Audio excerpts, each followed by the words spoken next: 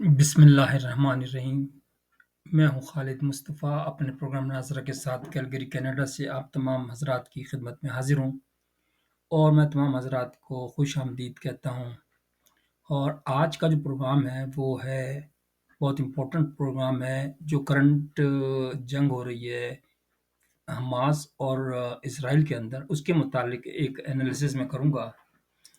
تو اس کے اندر سمجھنے سے پہلے اس کے اندر ہم پہلے سے ہسٹری دیکھیں گے کہ یہ ہسٹری ہے کیا اس کی، اور یہ بار بار کنفلکٹ کیوں ہوتا ہے، کیوں ان کے پاس جھگڑا بار بار پچھلے 50-60 سال سے ہو رہا ہے، بلکہ سیکنڈ ورلڈ وار سے ہو رہا ہے، اور اس کے اندر کون لوگ شامل ہیں، اور اس کا حل بھی سوچیں گے کہ کیا ہو سکتا ہے۔ تو سب سے پہلے تو میں آپ کو تھوڑا سا بیک گراؤنڈ بتا دوں۔ بہت سے لوگوں کو، زیادہ لوگوں کو تو پتہ ہی ہوگا کہ ہمارے قرآن شریف کے اندر بھی ان کا ذکر ہے، اہل یہود کا، اور وہ ہمارے دینی بھائی بھی ہیں ایک طرح سے، اس لیے کہ 94% قرآن کے اندر اہل یہود کا ذکر ہے، بار بار یہود کا ذکر ہے۔ تو ان کو بھی ہم مسلمان ہی کہتے تھے، لیکن جب ہمارے پیارے نبی آ گئے تو وہ پرانا سلسلہ ختم ہو گیا۔ لیکن اس سے پہلے وہ جو اس پہ اوریجنل اس پہ ان کی کتاب پر عمل کر رہے ہوں گے، وہ بھی جنت میں ہی جائیں گے۔ تو اس لحاظ سے وہ بھی ہمارے بھائی ہیں، کیونکہ حضرت ابراہیم علیہ السلام مین ان کے دادا تھے، ان کے دو بچے تھے، بیٹے تھے۔ پہلا جو بڑا بیٹا تھا تو وہ تو اسماعیل تھے، اسماعیل علیہ السلام، اور اس سے اسلام چلا، اور دوسرے تھے اسحاق، حضرت اسحاق، ان کی طرف سے یہودیت چلی۔ لیکن آپ کو پتہ ہی ہے کہ اسٹیپ برادرز کیونکہ مائیں ڈفرینٹ تھیں تو تعصب تو ہو جاتا ہے، یہ تو قدرتی طور سے ہے۔ تو یہی وہ کم نہیں ہو رہا، میرا تو خیال یہی ہے کہ اس کا مسئلہ یہ ہے۔ اچھا، پھر آپ یہ دیکھیے کہ تاریخ کے اندر ان کے پاس کوئی گھر وغیرہ نہیں تھا، جو وہ تھے نا یہودی، ان پہ اللہ تعالیٰ غصہ تھا۔ سب سے پہلے تو یہ بہت ہی فیوریٹ قوم تھی اللہ تعالیٰ کی، اور ان پہ کھانا بھی اترتا تھا، یہ بات بالکل سچ ہے۔ لیکن جب ظاہر ہے کہ لاڈ پیار زیادہ ہو تو پھر بگڑ بھی جاتے ہیں بچے، تو اللہ تعالیٰ کو کسی بات پہ ان کے غصہ آ گیا تھا، تو انہوں نے حکم دیا کہ ان کو دربدر کر دو۔ تو وہ دربدر تھے، ان کے پاس کوئی گھر نہیں تھا۔ پھر انہوں نے کیا کیا عقل مندی یہ کی کہ فلسطین جو تھا ایکچولی عربوں کا تھا، تو انہوں نے آہستہ آہستہ قبضہ کرنا شروع کر دیا، اور ساتھ ساتھ میں ان کو نکالنا بھی شروع کر دیا فلسطینیوں کو، اور بڑی طاقتوں سے ہیلپ بھی لی انہوں نے، جو یورپ اور امریکہ ہے وہ پورا کا پورا اسرائیل کے ساتھ ہے۔ عرب اور مسلمان ملک ایک تو کمزور، سازشوں سے گھرے ہوئے، ڈرپوک، ان کے پاس نہ تو کوئی عقل ہے نہ کوئی چالیں ہیں، باتیں وہ اسلام کی کرتے ہیں لیکن عمل نہیں کرتے۔ تو بہرحال 73 کے اندر انہوں نے پھر ہمت کی، کیونکہ مصر سے بھی بارڈر لگتا ہے، اردن سے بھی لگتا ہے، اور شام سے بھی لگتا ہے، ان تینوں نے، لبنان سے بھی لگتا ہے، ان چاروں نے مل کر اسرائیل پہ حملہ کیا، اور کافی علاقہ اپنا واپس لے لیا۔ پہلے سارا علاقہ قبضہ کیا ہوا تھا، لیکن کافی علاقہ انہوں نے واپس لے لیا۔ ابھی بھی جو گولان کی پہاڑی جو کہلاتی ہے شام کے اندر، وہ ابھی بھی اسرائیل کے پاس ہے۔ اس کے بعد اب فلسطینیوں کو کون پوچھے، انہوں نے تو، یہ تو ملک تھے باقاعدہ، انہوں نے تو اپنے اپنے حصے لے لیے، لیکن فلسطینیوں کا کوئی ملک ہی نہیں تھا، وہ بیچارے دربدر ہی رہے۔ ہر ایک آسرا دیتا رہتا تھا، پاکستانی گورنمنٹ بھی، ہاں جی فلسطین کے بغیر ہم رہ نہیں سکتے، لیکن عملاً تو کچھ بھی نہیں کیا۔ آج وہ خود ایٹمی پاور ہے پاکستان، لیکن اس کے پاس اتنی ہمت نہیں ہے کہ وہ کہہ سکے، للکار سکے ان کا حق دو۔ دیکھیے امریکہ بھی تو کہہ رہا ہے نا، امریکہ نے کہا ہے کہ میں اسب کو بھیج رہا ہوں، جہاز بھیج رہا ہوں۔ پھر رشیا نے، حالانکہ رشیا کا تو کوئی انٹرسٹ نہیں نا، رشیا نے کہا کہ بھیج کے دیکھو، اگر تم نے کیا تو تم ایسا کریں گے حال کہ برا تم یاد رکھو گے۔ تو کہنے کا مقصد یہ بھلی نہ کرے، لیکن انٹرنیشنل سیاست الگ چیز ہے۔ یہ عمران خان اور ہم تو نواز شریف کے متعلق ہی سوچتے رہتے ہیں نا، سیاست دن اور رات، لیکن انٹرنیشنلی آپ کو زندہ رہنا ہے، کس طرح زندہ رہتے ہیں، بین الاقوامی سازشوں سے کس طرح مقابلہ کیا جاتا ہے، یہ تو پھر جب باہر نکلتا ہے جب بھی آدمی کو پتہ چلتا ہے۔ بہرحال وہ جو بچے تھے 73 کے بعد کئی دفعہ ان پہ بہت ظلم ہوا فلسطینیوں پہ، ان کے پاس کوئی یونیورسٹی نہیں تھی، تو لڑکیاں جاتی تھیں نا جو چوکی کے کراس کرتی تھیں نا، ان کے ساتھ بہت بدتمیزی کرتے تھے، اور وہ غائب بھی کر دی جاتی تھی، مار دی جاتی تھی، یا پتہ نہیں کیا کرتے تھے۔ تو اور اس کے علاوہ جو ان کے ساتھ ظلم ہوتا تھا وہ کرتے تھے۔ اس کے بعد فلسطینیوں نے وہ بھی شروع کی، جہاز اغوا کرنا شروع کیا، اس پہ لوگ ناراض بھی ہوئے کافی، لیکن وہ کرتے کیا، جو ان کی سمجھ میں آئے انہوں نے اس وقت کیا۔ لیکن پھر یاسر عرفات ایک دفعہ پھنس گئے تھے لبنان کے اندر، تو تقریباً 10,000 آدمی جو تھے نا مارے گئے تھے مسلمان، اور یہ بھی مرنے کے قریب ہی تھا، لیکن اس کو پھر انٹرنیشنل جو طاقتیں ہیں انہوں نے ہیلی کاپٹر کے ذریعے ان کو نکال لیا تھا۔ پھر ان کا پیکٹ ہوا، ڈیوڈ سمجھوتا کہلاتا ہے وہ، تو اس کے تحت پھر لیکن ان کے دلوں میں آگ لگی ہوئی دونوں کی طرف، میں تو ان کو دونوں کو قصوروار ٹھہراتا ہوں۔ وہ پھر چلتا رہا، پھر آخر کار جو اسرائیلی تعصب بہت کرتے ہیں، تو انہوں نے جب مطمئن ہو گئے کہ یار اب تو یہ ٹھنڈے ہو گئے فلسطینی، اب ہم آرام سے حکومت کریں گے اور آرام سے، یہ پیچھے پورا پلان کرتے رہے، اور اس پلان کا نام رکھا طوفان الاقصی۔ اس کے اندر نوجوان بچوں کو تربیت دیتے رہے، اور بالکل ذہنی طور سے، جسمانی طور سے، اچھا انہوں نے ایران سے ہیلپ لی، ان کی جو میزائل ٹیکنالوجی نا وہ بڑی لیٹسٹ ہے، وہ جمع کرتے رہے، اور اس کے بعد 7 اکتوبر کو صبح 6 بجے، جبکہ وہ سب ایک ان کا ایک تو سیٹرڈے کو ان کی چھٹی ہوتی ہے مذہبی، جیسے ہمارے فرائیڈے کو ہوتا ہے نا پریئر، ایسے ان کی سیٹرڈے کو ہوتی ہے، اور کرسچن کی سنڈے کو ہوتی ہے، تو سیٹرڈے کو یہ مچھلی کا شکار بھی نہیں کرتے، اور پھر ان کے ڈانس وانس بھی ہوتے ہیں، سارا کچھ یعنی فری ماحول کے اندر ہوتا ہے سارا کام، یہ کر رہے تھے۔ تو یہ نوجوان بچے جو تھے نا موٹر سائیکلوں پہ اور اس کے ذریعے یہ کیا ہوتا ہے چھاتا بردار، مطلب اس کے ذریعے پیراشوٹ کے ذریعے اور کشتیوں کے ذریعے سمندر کے ذریعے تین طرف سے انہوں نے اٹیک کیا، اور انہوں نے باربڈ وائر بنا رکھی ہے اسرائیلیوں نے کہ اس سے بس پیچھے رہنا ہے تم نے، ان کو بالکل اچھوت سمجھتے تھے۔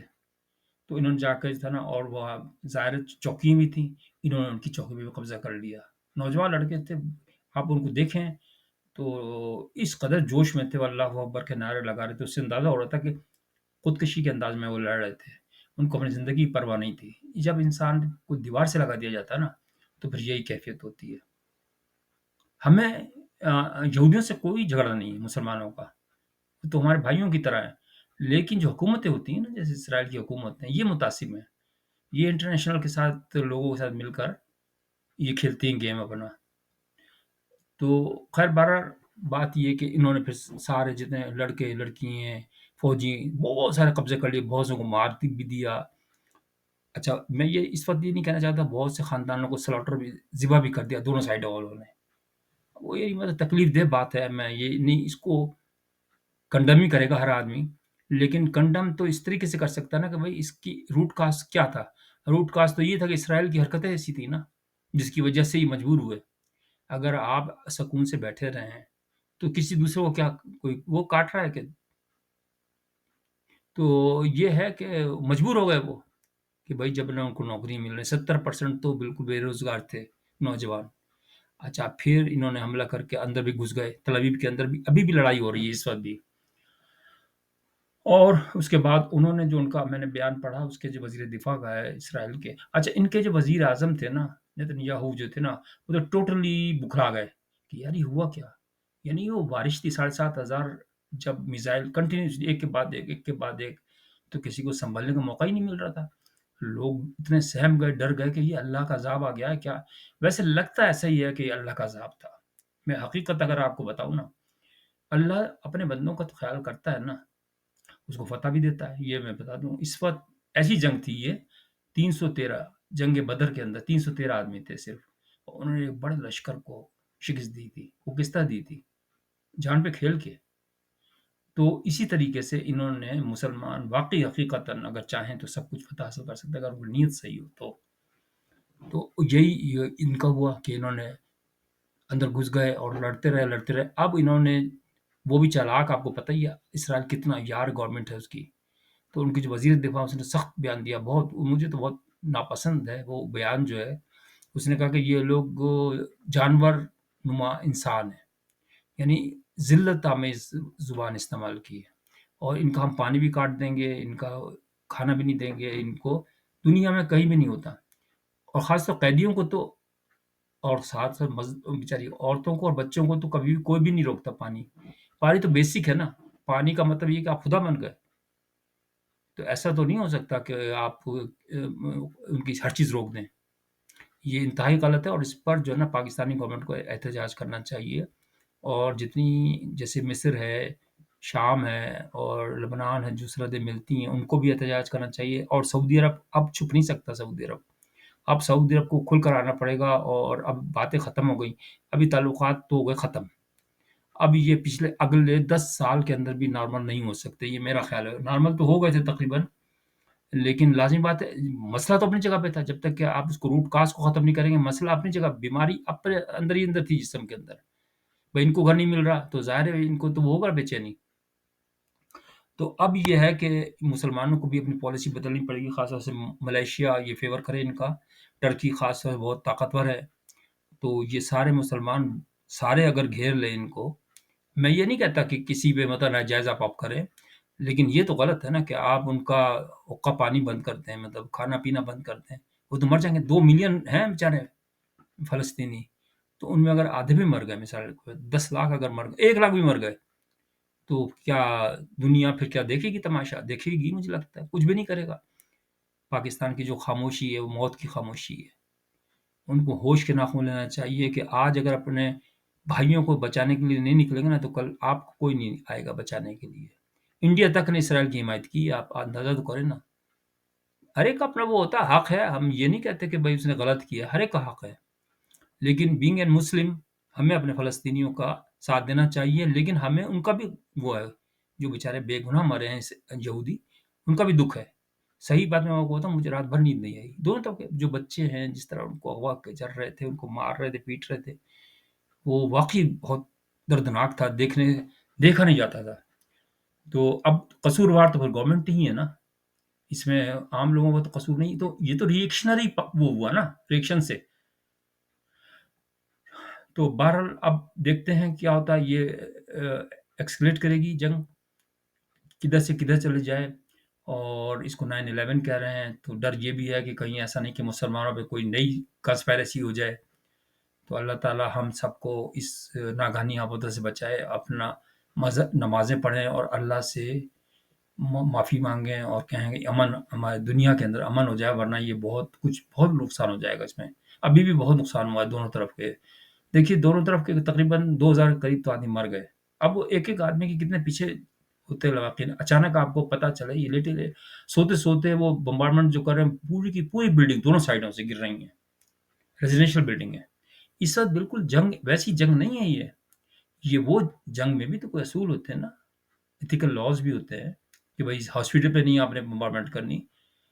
इसराइल तो कंटिन्यूअसली बम्बार्डमेंट कर रहा है, रुके बगैर। चाहे वो हॉस्पिटल हो या स्कूल हो। एक औरत थी डॉक्टर, वो बेचारी, उसका शौहर मर गया इस दौरान जब वो इलाज कर रही थी लोगों का। रोती भी जा रही थी बेचारी। तो मकसद कहने का ये है कि जो कुछ भी हो रहा है, बुरा हो रहा है। तो अल्लाह ताला इनको अक़ल दे। एक तो यूएनओ बिल्कुल बकवास, बिल्कुल फ़ील्ड दर है। इसमें एक तो पाकिस्तान पता नहीं कितना पैसा देता है हर महीने। क्यों? सबको चाहिए कि इस्लामिक जितनी दुनिया है, वो इसको छोड़ दें यूएनओ को और अलग से एक इदारा बना लें अपना, हिफ़ाज़त का। ये थोड़ी है, इसका फ़ायदा क्या है? तो और अल्लाह ताला भाई तौफ़ीक दे इनको, यही कह सकते हैं कि मिल के मुसलमान बढ़-चढ़ के हिस्सा लें, इस मसले को हल कराएँ। ये ना समझें कि ये फ़लस्तीन का मसला है, ये हर मुसलमान का मसला है। हम भी चाहते हैं कि हम जाके बैतुल मुक़द्दस के अंदर मैं तो चाहता हूँ कि मैं वहाँ घर लूँ, छोटा-सा घर लेके वहीं इबादत करता रहूँ आखिर तक। वो तो मुक़द्दस जगह है, वहाँ आप नमाज़ पढ़ें तो क्या बात है! वो जगह जन्नत की जगह है। तो अल्लाह ताला हम सबको इस काबिल करे कि हम उधर जाएँ ज़िंदा सलामत, अल्लाह ताला करे। तो बहरहाल अपना ख़्याल रखिएगा और अगर प्रोग्राम पसंद आए तो लाइक कीजिएगा। बहुत-बहुत शुक्रिया आपका।